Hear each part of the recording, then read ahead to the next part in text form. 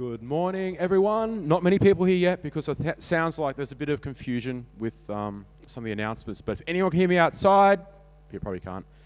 We've got a great talk now. A lovely gentleman, Mark from AusCERT, has been at AusCERT for years and years. He's come back, not to AusCERT, but close enough to AusCERT to be AusCERT. And everyone knows Mark, of course. I don't really need to introduce him. He's going to talk about the early days of AusCERT. Look what he's wearing.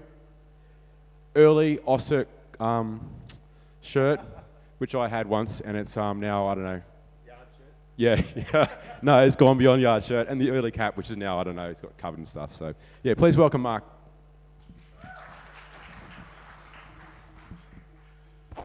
Thanks, guys.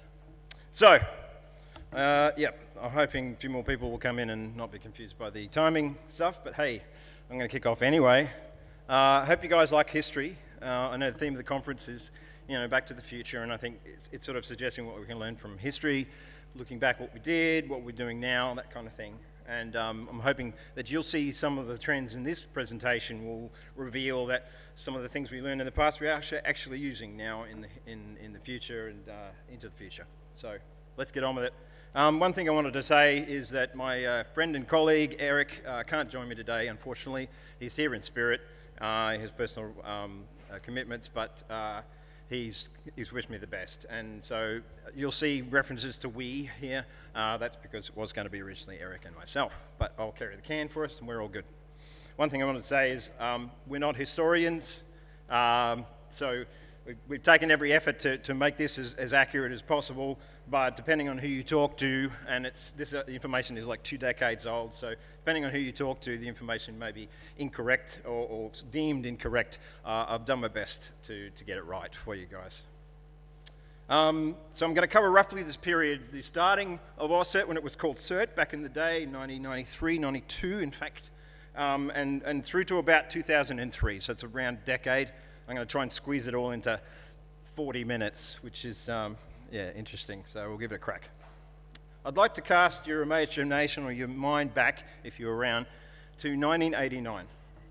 Wibbly wobbly, timey-wimey noises appropriate. Basically, a lot of stuff happened in 88, 89 to really kick off the CERT movement, initiative, whatever you want to call it. Back in that year, computers looked like this, servers looked like this. Nintendo Game Boy was released, which, to be honest, looks a bit more futuristic than the server there. And NASA launched the Galileo spacecraft. Why is that significant? Well, because of this. In October '89, the Department of Energy and NASA were attacked and struck with what they called the wank worm at the time. And this was a hack perpetrated initially, they thought, coming from France, but turned out to be from Australia, and there's a reference there. So this was kind of the attack that kicked it off for the Australian context, and you'll see why in a sec. Origin of certs themselves, just a quick history lesson around certs. In 1988, you probably all remember or know that the Morris worm hit a number of computers across the DARPANet, the ARPANET, and DARPA commissioned the creation of CERT, CC, in the US, to be hosted at Carnegie Mellon University.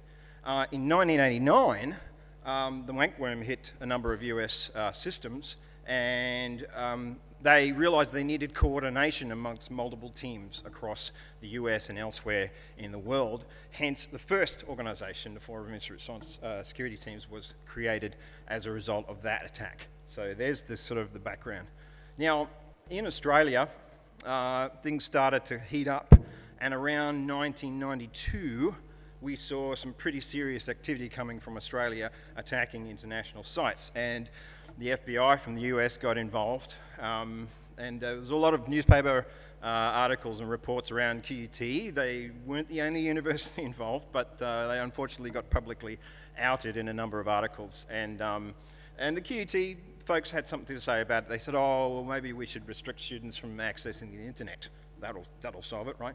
That idea, unfortunately, was rejected at the time, or fortunately, as your great case may be. But basically, you know, the Courier Mail reported this stuff. There was the UK Journalists School reported it. So it was pretty public. And as a result, there was some action. A number of universities were involved, as I said, and so they reacted, possibly due to a little bit of pressure from government organisations both here and overseas. And by 1992, late 1992, these guys were in the hot seat. I'll let Rob, my first guest speaker, tell a bit of the story of that origin. We had a major security incident. The number of universities in southeast Queensland had unfortunately been suffering from some hacks, and it resulted in a major incident that spread beyond the university sector into government sector in Australia and other countries. And because of the international element, we needed some assistance to sort of work with the other organisations affected, and so we ended up getting in touch with the then CERT Coordination Centre in the United States, and they helped us out. And so we developed a pretty good working relationship over that period of time. And because of the intensity, I suppose, of the work involved in Australia and to some extent overseas, it became clear to us, to a small group of us, particularly Alan Coulter, Graham Rees, Danny Smith and myself, it became pretty clear that we needed some sort of coordination function in Australia. And so we ended up almost acting in a de facto role throughout 1992. And then just before Christmas, or it might have been between Christmas and New Year, I can't remember, but it was around that Christmas period in 1992, Alan Coulter kindly invited Danny and I to come into his office and told us, right, we're going to set up an Australian version of the CERT in the US. You two are it. And off you go. And so it was just really because of that hacking activity and the recognition that, yeah, we needed some sort of coordination function in Australia. And then we used the CERT as our model. Thanks, Rob. And I might note that they were on zero budget, budget neutral, as Alan termed the phrase. So during 1992, or very soon after that conversation, or leading up to that conversation, there was a lot of activity going on. CERT was already operating without being official. They were working with the Australian Federal Police, and they were already producing usable intel, usable tools. One of those in particular was the mega patch, and I noticed a few presenters have mentioned that during the conference. The mega patch was a bit revolutionary in terms of, this is perhaps one of the world's first versions of a tarball, or effectively a scripted way of bringing a machine up to patch level. And this was absolutely revolutionary at the time. CERT Coordination Center in the US said, this is brilliant work, guys, nice work. And now, of course, you can see this happens all the time. You know, patching is automated. A lot of vendors already have this model, but this was early days, and they did it even before they were officially dubbed the CERT. We were inventing technology as well as we were going. So, you know, I can think of a number of instances. So, for instance, Greg Watson and Peter Nikitsa put together the mega patch. You know, that was a huge thing in its day, huge. And they did such a good job with that. Greg and Peter, by the way, are from UK and QUT. So there was the three universities working together at the time. And there were part-timers coming over. So Danny and Rob were the only full-time employees. Technically, they kind of had two jobs, really, at the time. By early 1993, the system was working, they were getting some traction, and the executives from the various universities were putting their heads together about what it might look like going into the future, and how do we fund this, how do we structure this going forward.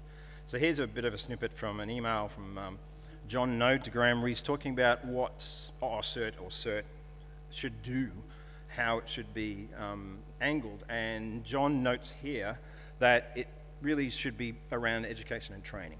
So, in my opinion, John was a bit of a visionary at that time. It's amazing how that theme has played out. CERT, of course, became AusCERT and an operational organisation, sure, but there's that theme that's sort of come from the early days, and it's played out into now, which is amazing. Of course, the name of the organisation, SERT, sounded a lot like CERT in the US. And they kind of, well, we need some differentiation. So a number of different names were suggested. You'll notice AusCERT is not in that list, but they eventually landed on the AusCERT name. So in '93, a proposal from all three universities, signed by the heads of the computer centres from each of the universities, were put forward to ARNet. ARNet was effectively internet in that time. And you notice another name in there, CERT AU, that didn't eventuate, but they said, look, let's put this forward as a proposal to ARNet to run a CERT for ARNet. And in 1993, CERT was officially dubbed operational, as Danny Smith indicates there.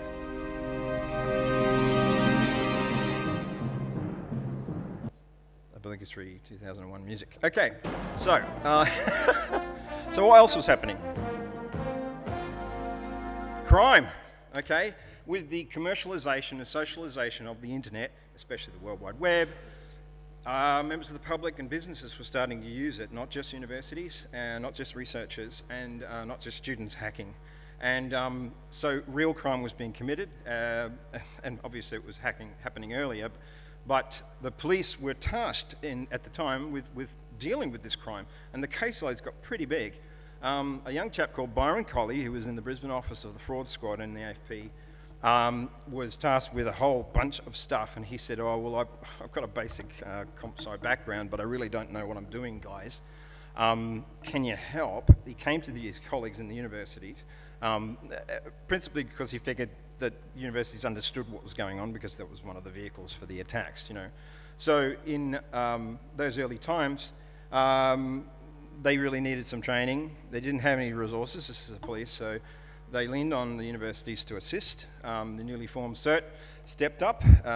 Danny and Rob took a third job and started helping the police investigate actual computer crimes, and we loaned some equipment to them as well. Access to equipment on campus, but also we did loan them a Spark station. I don't know what happened to that. Anyway, by '93, the team was well established, and here you'll see photos of Peter and Greg, as well as Graham and the other guys. Ask me over a beer about Barbara the sheep. That's a long story, not especially relevant to this history. But this was the A-team, right? And they were doing fantastic work, right?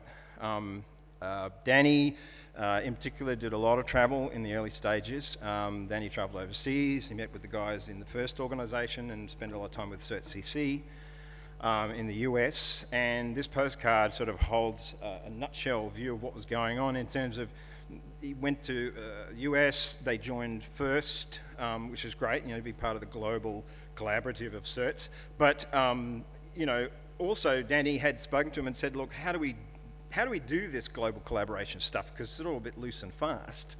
And a few of the CERTs agreed that it was a good idea to actually structure a formal arrangement where they'd pass messages and detect vulnerabilities on a global level. So they'd created a follow the sun model as early as '93, and that was operating. It was very successful. I think back in that time, the R shell, R login vulnerabilities were mitigated by this global warning network. We'd had a high degree of trust in each other, and we developed a really good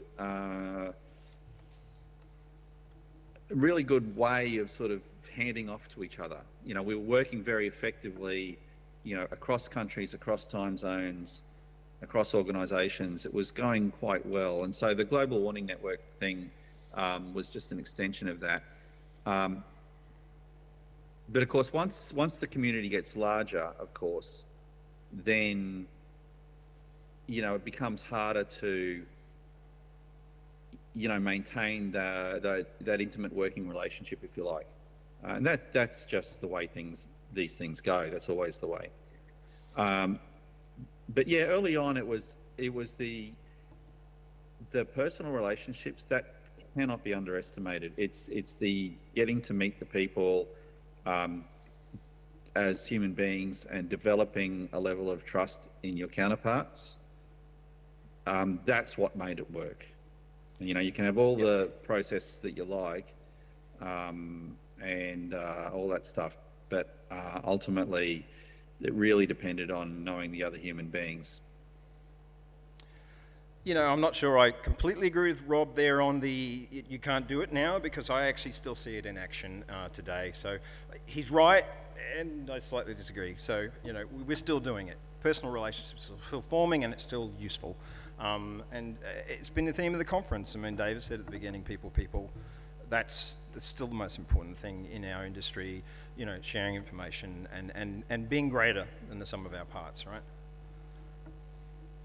So performance, how were we going in those years? Back in 94, well, a report at the end of 94 indicated these stats: 168 incidents, doesn't sound like much, but small team still.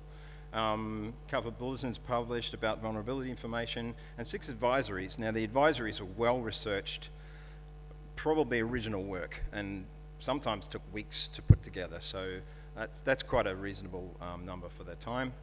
We were also and I say we, I'm taking a bit of license here, we were also invited to a number of local and international conferences, and the thing they wanted to know was stats. What's going on? How big is the problem? What do we do about it? How much is it going to cost us? Manpower, resources, whatever. So that was a role that CERT was filling amongst the other CERTs in the world as well. The other great thing about AusCERT in the day, and I saw this when I joined, is that they already had a pretty well-equipped lab by 95, and it was a lot of it was perhaps cannibalized from places and donations, but vendors definitely got involved and provided equipment because they saw the value in it. They said, okay, AusCERT, here, have a machine to test our patches and vulnerabilities on and check out what's going on, and write wrappers and workarounds to those problems and actually contribute to the community. So we were a bit ahead of the curve, and CERT CC was actually rather jealous of our lab, which is rather amusing. By 95 also, we wrote a number of papers. Kathy Allen wrote a paper that not only was presented at a number of conferences, but also got picked up and was used by the federal police for a number of years, like 9 years, 9 years afterwards. That's pretty impressive mileage for a single paper. And that was another year we wrote the SendMail wrapper, which is one of those things I talked about, workarounds. We built things, and I got a feeling Eric had a lot to do with this, actually writing this, to provide system administrators with the ability to mitigate a vulnerability whilst waiting for the patch to happen. And CERT picked that up and credited us with that work as well. So, we were a small team doing amazing work at the time. Security checklist, another huge milestone for CERT or AusCERT at the time. This was based on a book by Eugene Spafford, who we, of course, worked with many times over the last years, and I know AusCERT still talks to him, and him and Garfinkel said, okay, that appendix in the back of our book, if you want to write a new version, go for it. So we did, and that had a lot of legs. It went all over the place. And it was just a brilliant tool for securing, sort of one of the early examples of how do you lock down your machine. So the value in that was not to be underestimated. We did several versions afterwards, by the way.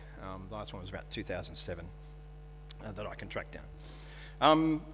There was also a notification, and it's sort of an internal memo in the Australian Federal Police around 95, 96, don't have an exact date for this, but Byron Colley from the AFP tells me that he definitely either wrote it or had a lot to do with writing it.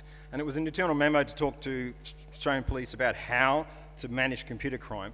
And you'll notice that on the right-hand side is a little bit of an excerpt from a piece of, from a memo they gave to victims to say, look, make sure you talk to AusCERT. And you'll notice AusCERT is actually before calling these federal police. So that's pretty interesting. So basically the police said, go to talk to AusCERT, figure out what's going on, and then give us a call, because then you'll have a more nutshell view of things, right?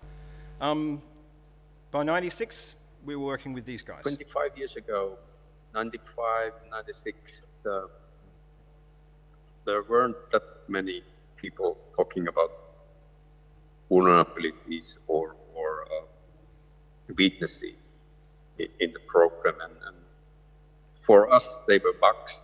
We wanted to repair them, and honestly we didn't know what to do with them, because we could surely contact the vendor and be happy when they corrected it, but to get this kind of support which AusCERT was giving us was extremely good. It was more than 100 rabbits, as you said. Yeah, I still don't know what 100 rabbits means, but if you didn't quite catch that, there was a team doing vulnerability research really early in the piece, and they didn't really know how to talk to vendors. They didn't think vendors would believe them, right? Or take them seriously. So they came to AusCERT. They decided we would be the conduit for vendors for their vulnerability research to go out to vendors at the time, and that was amazing. And that relationship kept going, and I believe still exists to this day. I called these guys the other day, and they said, "Oh yeah, we'll talk to you about the old days." So their unit is now 10 researchers and 100 alumni based out of Finland. So there you go, global impact, guys. Amazing stuff. So over a period, we were doing a lot of this, relationship building, international, local, participating in global projects. We were involved heavily in the first organization. We sat on the board multiple times. We helped the One Laptop Per Child project, which was hosted at the conference a little bit to get a bit of mileage. We were working with First, and basically, there's a picture of Eric, by the way, bottom right, in case you didn't know what he looked like. That's him in Bristol in '97. So we were doing a lot of international outreach and traveling quite a bit. This is even before my time, but I have a picture of me up there because I was joining in '98. So, what else? 1997. Buffer overflows were a very big drama. There was a lot of vulnerabilities in this area. Programming code didn't necessarily cope with it, and so what did we do? We wrote a generic wrapper to help people mitigate, and they could plug in whatever code they needed into that generic wrapper to take care of vulnerabilities whilst they waited for patches, right? This is not a criticism of vendors by any stretch. It's just that the vendor, patch cycle took a while, right? They had the regression test and all that stuff, and it was a largely manual process at the time. So this was a very helpful tool for the community. By '98, Danny Smith had moved on. Rob and Eric had stayed, and they'd recruited a couple more fresh faces to the team, including myself and Viviani and Sam. And we were on cloud nine with these guys because there was a huge amount of reputational, build up behind us. So whenever we went to a conference, we were like celebrities, and it was a little embarrassing, to be honest. But the trust relationship and technical credibility continued into our global recognition, and in '98, late '98, after I started, this happened. The SANS organization saw fit to provide us with one of the top, at the time, cybersecurity awards and technology awards. And it was sort of around the back of not only our work that we'd done up to date, but the work with the Finland guys who had done some work in protocol vulnerability analysis, right? So this is not just software implementation problems. This is what is wrong with underlying protocols. Let's study that. And so Professor has a little story. And it was also a matter of having this trust, so that what we were looking is real thing, and you had already the knowledge, so you could guide us when we started. And, all the good things which happened afterwards, I think we highly appreciate your support on those early days. It was extremely good. I looked back the history and we actually started one of the major projects, which was called Protos, when we really started to look protocols. What's the story behind them? And it might have been '98, and I think that it was the first time, for the reason or another, I was in your country, in Australia. And my boys, they gave me a call they have an idea. Should we go on with this? And it was the idea of starting to really investigate what is behind protocols. And so I was driving on wrong side of road in your country, and we were innovating how to do this protocol inspection in good way. And honestly, it was also a worthwhile discussion because later on a company was established and all good things happened. So Australia is a good place for me, so in many ways. But definitely this early support, what you gave, I really enjoyed it, and it was important for us. Thanks, Professor. That was, I mean, if you didn't catch all that, basically that was about the decision they made to work with us on the protocol vulnerabilities. So, and the SANS article notes that it was 600 teams around the world by that stage. They chose AusCERT, which is awesome. My name is David Conran. I was a senior security analyst from 1999 to 2000. AusCERT was getting plenty, we thought at the time, of reports of people probing and scanning their networks. Back then, being probed or scanned from a network was a very good indicator that the source network had been compromised. We used to process these reports manually. It was mildly time-consuming due to the manual lookup of contact details for IP address range, for our customers, and even finding and selecting the canned response text that we used. Overall, quite boring in the scheme of things.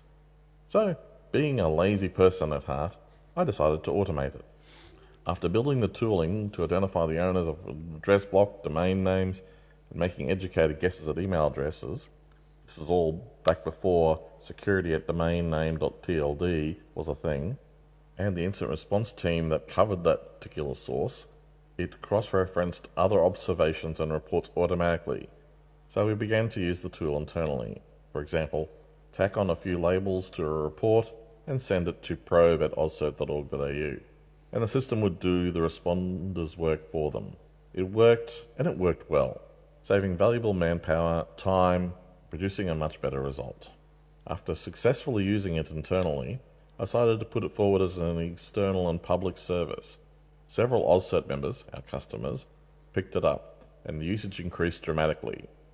AusCERT went from a few thousand reports of security incidents per year to tens of thousands in very little time. So much so, our 5-digit AusCERT incident code needed serious expansion as soon as possible. The tooling and service was instrumental in alerting almost countless sites to compromised hosts in their network. We gained valuable data on how fast and how wide vulnerability scans were and finding some trends. It also found numerous research projects where people were starting to scan the internet. This allowed us to give them tips to stop people reporting their scans as hostile, and allowed us to pass on to the issue reporter information about who was actually scanning their network.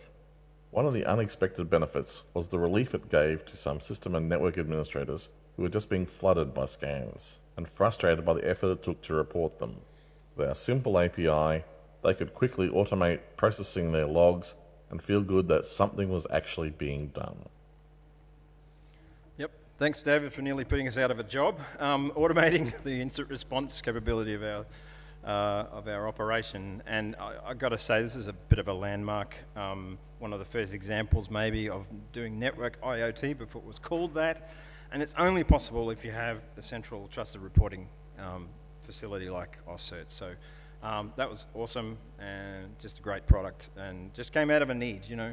And God bless David's laziness. By '99, we were also considering conference options, and the big conference in town was the FIRST conference, and we were a part of FIRST, so we volunteered, foolishly or otherwise, to host it in Brisbane, and it was very successful. And the only comment, I think, from the media at the time was, why didn't they talk a lot about Y2K? But we were doing our job at looking at vulnerabilities. We also did some work on Y2K. We did some preparatory work, and we sat up all night waiting for there to be something bad happen.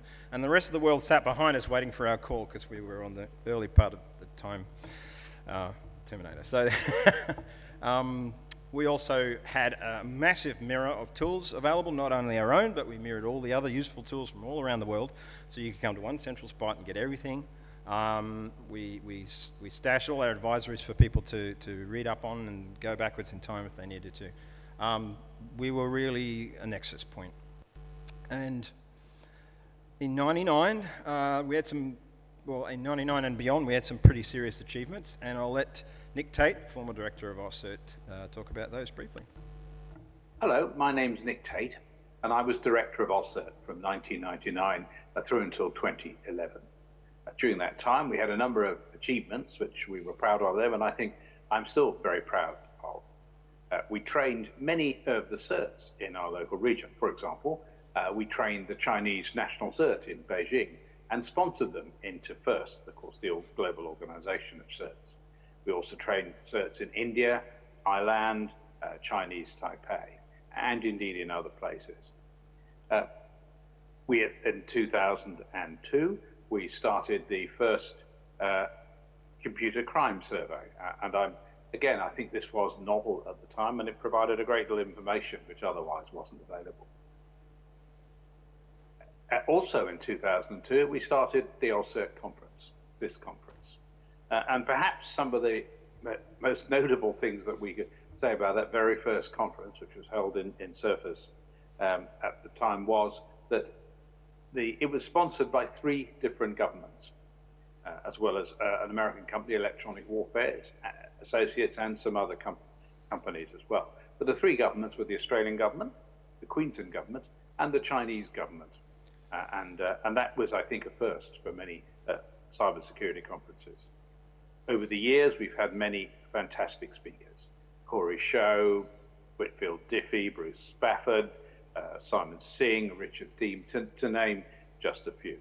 And it's been a pleasure to be involved. It was a great pleasure to be involved with the AusCERT conference throughout those years.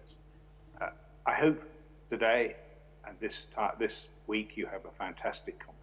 Thank you. Thanks, Nick. Thanks, Get Jamie to talk. For letting me share my little slice of AusCERT history. I remember joining AusCERT in 2001. This was towards the end of AusCERT's first decade and just before some major changes, such as launching the first AusCERT conference and the first Australian Computer Crime and Security Survey in 2002. Probably my fondest memories are around the training work AusCERT did and the opportunity this gave for me to share my knowledge and experience with others. AusCERT was delivering training courses such as the Intro to Network IDS, Network Monitoring, and InfoSec Management Essentials training, and this was all around Australia and New Zealand. Around the time, we also delivered training in Thailand to Thai CERT on establishing computer security and incident response teams, and worked with Thailand and Thai CERT to join FIRST and become a key partner and friend in Southeast Asia. Around 2003, we also started seeing the first surge of phishing scams, mostly targeting banks. AusCERT worked tirelessly to analyze, run takedowns of these scams, and where possible, we even recovered stolen details and worked with the banks to help stop financial loss from the victims. That was a huge deal. The banking Trojan takedowns was, that was hot.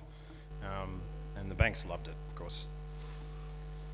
So by 2002, we were spreading out our wings in the Asia-Pacific region, and the Asia-Pacific groups thought it was a good idea to sort of formalize the collaboration in the Asia-Pacific region. And so as part of that group, we're invited to a very interesting meeting in Tokyo, 2002, to help form AusCERT, which is still operating today.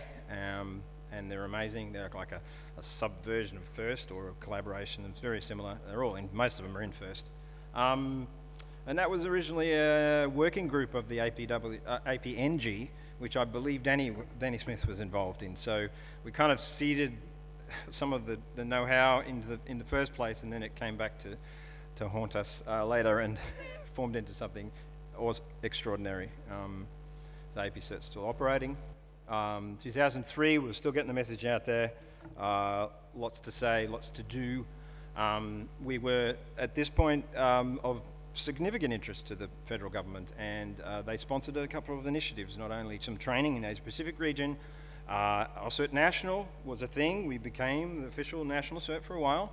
And the Computer Crime Survey had, I believe, nearly all of the police forces in Australia supporting it and contributing to it. So the Crime Survey was doing great work then. We also launched our own certification called ISSPCS, which went for a number of years, and then I think most of the recipients were grandfathered into CISP when we sort of closed it down. But it was because we were concerned that the accreditations weren't international enough, so we sort of did a generic style of one. And Professor has a little quip to say about education. We need to keep up educating people, because there are new generations, and it's something I have to every year tell to myself. So when there's a new class and I start teaching, I have to say to myself, they don't know. I'm going to skip past and just get my rest of my slides in the last 5 minutes. It has been wonderful. AusCERT has always punched above its weight. I think that's still true. I'm sorry, I'm taking a bit of license here, guys, but I feel I'm part of the family. Small team, passionate individuals doing amazing work. Always have done, always will be. Our community engagement is second to none. We nurture, we build, we learn, and we pay it forward. And you know, this is not possible without the amazing individuals that exist in the team now and in the past, and that theme just keeps on rolling. It's been an absolute honor to be part of this institution. And in reference to our theme, Back to the Future, just one last piece of information from Danny Smith. This is an early email that Danny sent as a status report about how CERT was going back in '93. And he said, look, CERT in the US has had to shut up shop and not help us anymore because they're kind of busy. We really need to stand on our own. Well, hey, Danny, you said it yourself. I'm Danny Smith. You could probably call me badge number 1. So I was there at the very beginning of AusCERT on the 8th of March, 1993. At 9 a.m., we sent a message out to all of our contacts and said, we are operational. And we all turned to each other and said, what do we do now? And that's the way it was. So I was there for 5 years at the very beginning, and it's really, from my perspective, pleasing to see how AusCERT has grown from those first 5 years when I was there into what is now 30 years and continuing its going from strength to strength with amazing, absolutely amazing people. It's been wonderful. Thanks, Danny. Okay, special thanks to all these people, amazing, amazing people. Thank you so much for your contributions. They were incredible. They all interviewed and gave me lots of great info. Really appreciate it, guys. Couldn't have done it without you. And just a bunch of honourable mentions there, and I know that list isn't anywhere near big enough, okay, but God bless you all, and thank you.